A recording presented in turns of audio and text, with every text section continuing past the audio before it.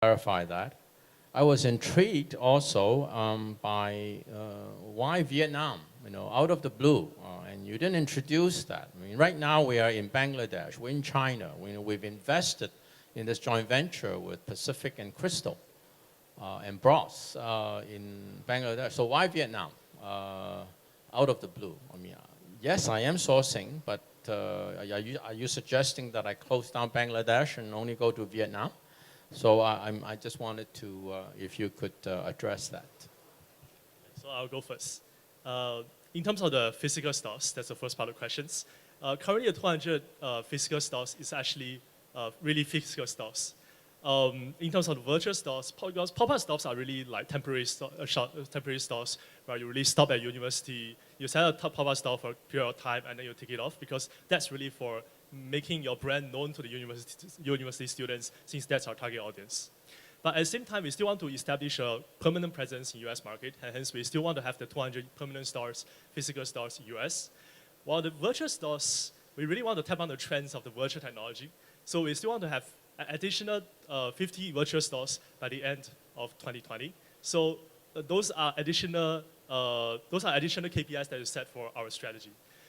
In terms of Vietnam, we chose Vietnam because we realized that China is facing very high increment in terms of wage expenses. In fact, we are actually informed that in the past few years, China has actually experienced an annual growth of 20% in terms of average wage salaries, and that's going to increase a lot of our production costs. While at the same time, Vietnam's production salary expenses is actually half of that of China, and hence it seems to be a very viable option to shift our production site to Vietnam.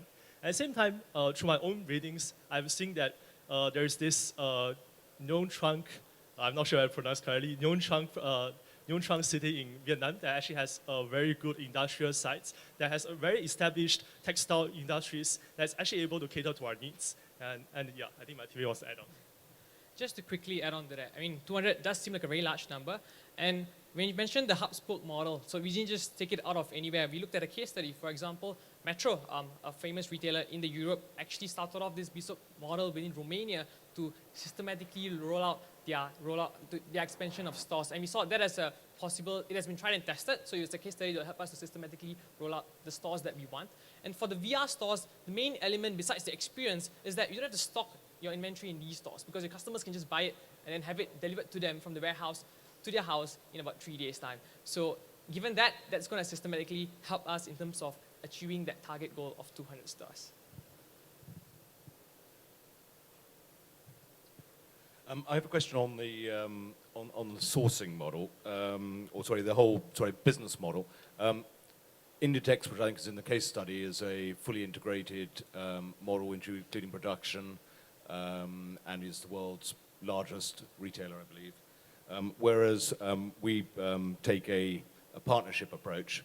Do you think we should, which is the best approach, and should we be considering alternatives, particularly as we expand globally?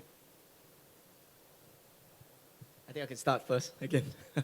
I think our partnership approach has been effective because two broad reasons. One, we have tighter control over the supply chain from start to finish.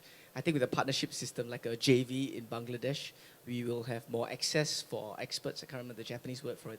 I think it's Takumi experts to get there. And secondly, I think we are better able to understand the distribution channels from our partners to our end consumers. So for instance, you want to serve your markets in China, you understand the cheapest, most cost-effective way to get your stuff from where you produce it, for instance, Vietnam to China. I think to add on one last point, our decision to bypass the trading companies is actually a very important one, because we compete on price as one of the core selling points. And I believe we should continue this. We were considering whether trading companies was a more viable approach in America, where they act as intermediary to coordinate and consolidate before delivering it to us. But we believe that would take away our core competency, as mentioned earlier in the situational analysis, of being able to keep price down by even able to keep costs of production down. And to add on to that, Joel mentioned about how the Takumi team is very integral in our operations. And if you go to the other end of a partnership, an acquisition, one of the key drivers of an acquisition would be if you're acquiring for the hard assets. But in Uniqlo's case, in terms of its quality control, let's say the Takumi team, that's not something you can simply acquire. And hence, to tread the waters, I think to manage the risk, and as mentioned, a partnership would be a systematic way to go forward.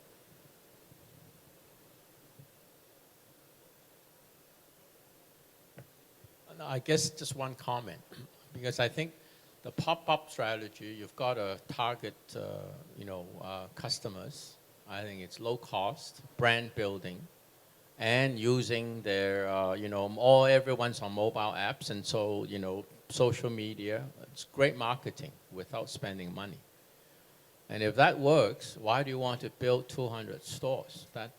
Why not go online?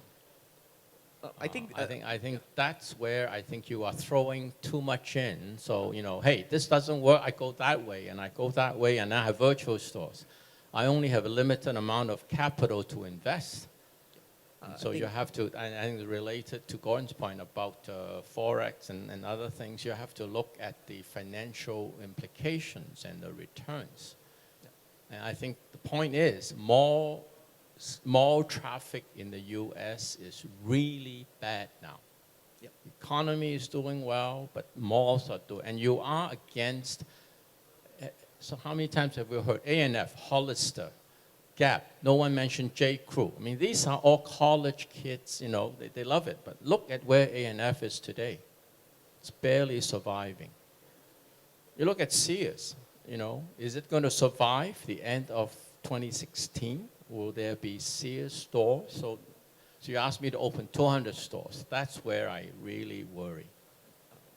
If I could just have a quick response. I think when we did the case, we thought the focus of the case was actually they're already in process of building stores at a consistent rate, and they are moving towards 2020, having that 200 store target by 2020. What we wanted to do was to take a more measured approach besides their current approach, because we assumed that was what the case was referring to have mobile pop-up stores. And we thought that would be a scalable thing, because if you succeed with university students, for instance, you identify working professionals as another group of people you want to target, then it can be easily scaled, perhaps in the CBD. So we thought it would be a more targeted tiered strategy. Thank you.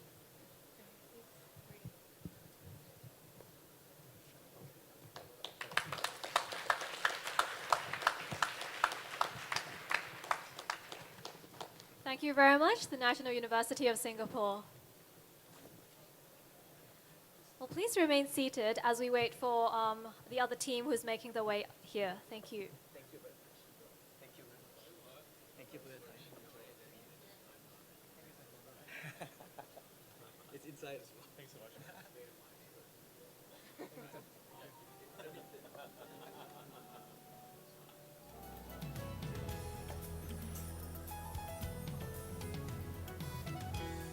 Ladies and gentlemen, thank you for your patience. May we now welcome the fourth and final team, the University of Auckland.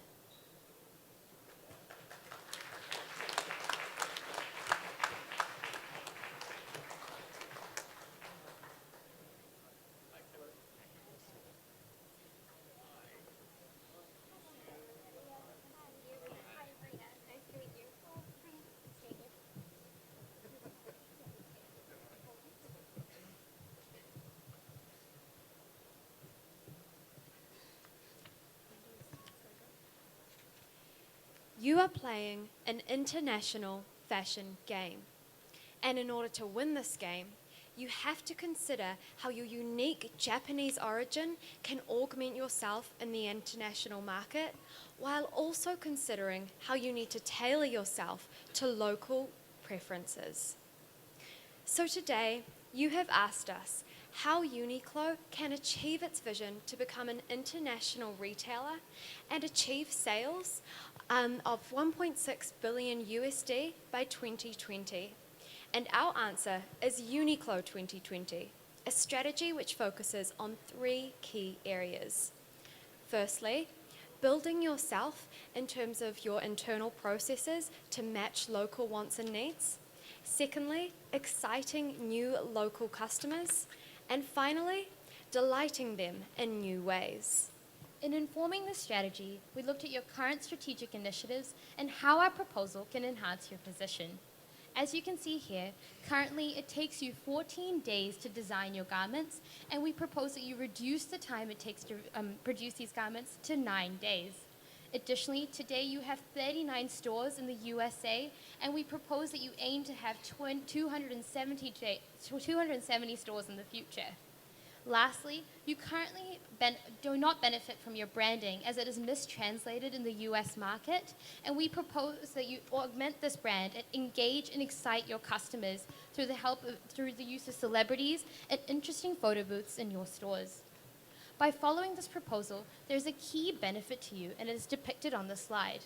You'll be able to increase your sales by $1.6 billion in 2020. Let's take a step back from these recommendations and consider the analysis which drives our proposals. So your vision is to become a true international retailer, and the path to becoming international is threefold. Firstly, you need a strong core and a foothold, and you have established this in Asia. Secondly, you must gain presence in a fashion nation. This is a nation that can influence other nations and build a global brand in which you can use to grow internationally. The two key markets which we identified here are USA and Europe. Now, I'll focus in here on the US. So you have a larger presence here, and we also identified that the US has a large cultural influence on many other countries. So this is where we propose you focus first in order to really achieve this vision of being an international retailer. The second key guiding principle we have is that physical retail is still incredibly important. Today, we see that 96% of your sales are made in physical stores, and only 4% of these sales are made online. Tomorrow, we see that these online sales increase to 25%, but what's important to note is that 75% of your sales are still done through physical. The impact of this is that while online is important, physical is where the big value lies for your company.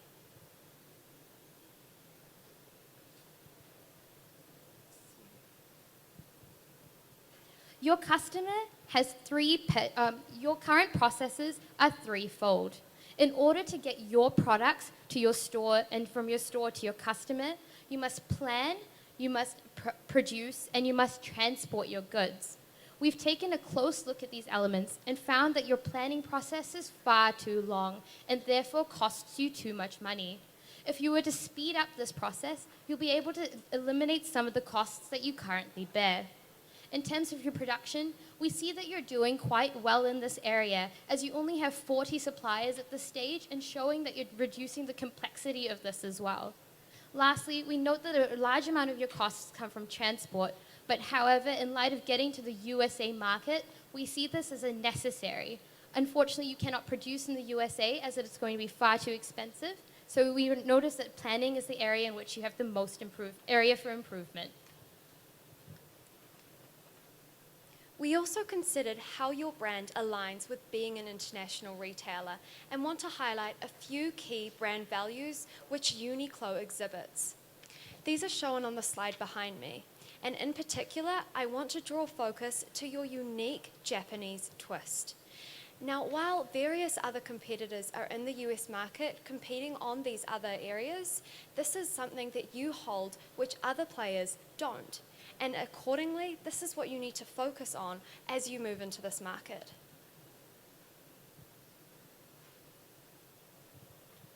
Currently, we looked at how retail operates and customers purchase on 5 key determinants.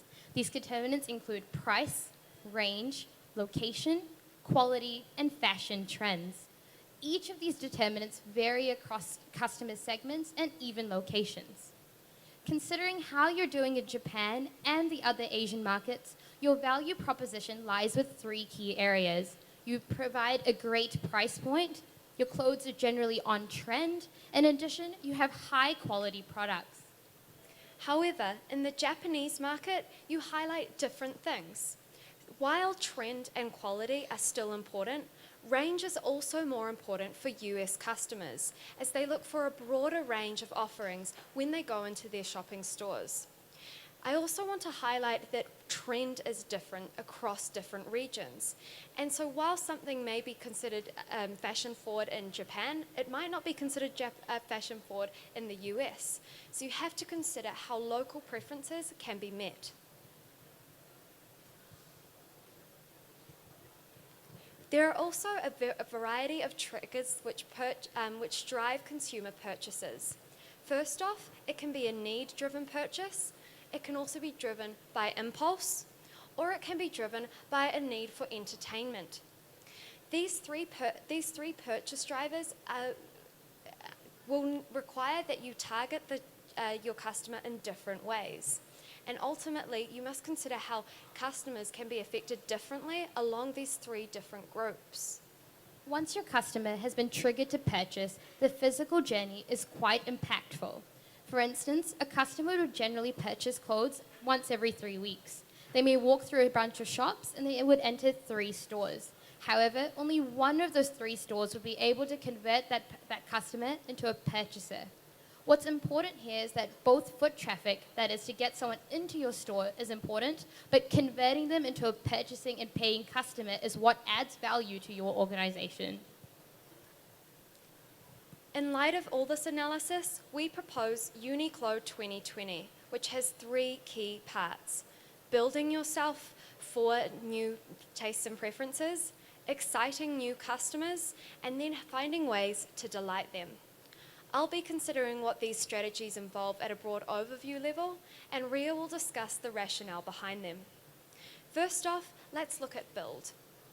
This will involve 2 key areas.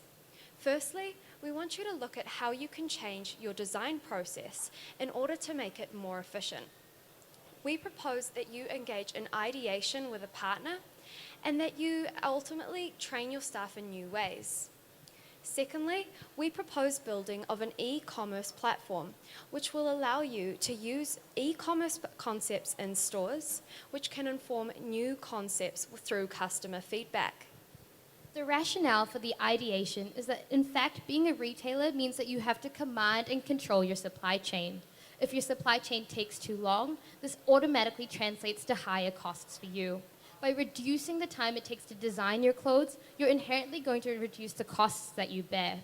Secondly, the rationale for building e-commerce rests with the guiding principle that I mentioned earlier.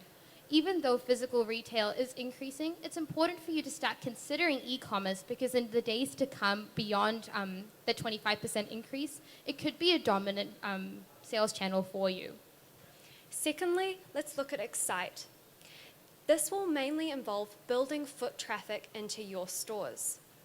The key thing that we propose here is using a celebrity endorsement in a new way. Ultimately, you'll be engaging in a pop-up celebrity concept with a celebrity coming into a store and hiding in a changing room, for example, and this will be advertised through a variety of social media platforms. The rationale for this is that it generates excitement like no other way. By telling your customers that in one of your stores that a celebrity such as Taylor Swift is going to be present, but not telling them which store it's going to be, you're going to see an immense amount of foot traffic coming towards your store. And thirdly, let's look at Excite. Under Excite, we propose 2 key actions. Firstly, the development of statement pieces. While UNIQLO does have its more basic staple pieces, there is room to improve to the US market by developing a few statement pieces alongside your celebrity endorsements. Secondly, we propose that you improve the store experience to ensure that people actually purchase with you. This can be done through the concept of an Insta booth, which Taylor will consider in more detail, and also integrating the photos which are taken through these Insta booth pods and putting them on social media. The rationale for these statement pieces is that the US and Western customers naturally demand more excitement in the product range that you offer. By giving them these statement pieces, you give them a reason to purchase, and knowing that it's a statement one-off, it's going to convert them to purchase that today. Secondly, the rationale for the store experience is that it's the best way to leverage your unique Japanese modern brand in a more fun and interactive way. Thank you. I'll now pass you on to Taylor and Cameron, who will walk you through implementation and finance. Thanks, Ria and Renee. So today, we've proposed to you a 3-part strategy, which includes build, which is about preparing yourself for this US market through increasing the speed of your supply chain and also bringing e-commerce into the stores. The second part is excite, which is about bringing in this pop-up celebrity concept as a promotional campaign to increase your foot traffic in your stores. And thirdly, it's about delight, which is about bringing your brand, improving your brand with statement pieces and also more customer engagement in your stores. I'll be walking you through the financial analysis of these strategies, and Taylor will be showing you how we can execute them and implement them across the United States. So, for our first strategy build, the first part will be adapting your design teams to allow for your US international expansion. And with this, we want you to be increasing the number of international Americans within your design team. With this, we want 30% of your design teams to be made up of international or American designers, with 70% being your Asian designers you currently have. Along with this, how you're going to be increasing your supply chain is by this improvement in the staff training, which we've done through a professional training partnership in the form of ideation. And one company we considered for this was IDEO. The point of this is that with this training, you'll improve the speed in which they can create designs and decrease this design process from 14 days to 9 days. The second part of this was about bringing e-commerce into the stores. And with this, we want your tech team to be a tech team of 5 people to be developing and improving your website for the US customers. Along with this, you want to be putting iPads and tablets into your stores in order to engage further with customers. There will be 2 ways they can use these in the store. The first will be to review or look at new designs that your design team are considering for clothes in the store. And they'll be able to review and click a 5-star rating on the item on the tablet. And the second one will be utilizing it so that they can look at your online store and see if there's any clothes you don't have in stock that they would be interested in purchasing. So let's take a look at the costs and benefits that are associated with this.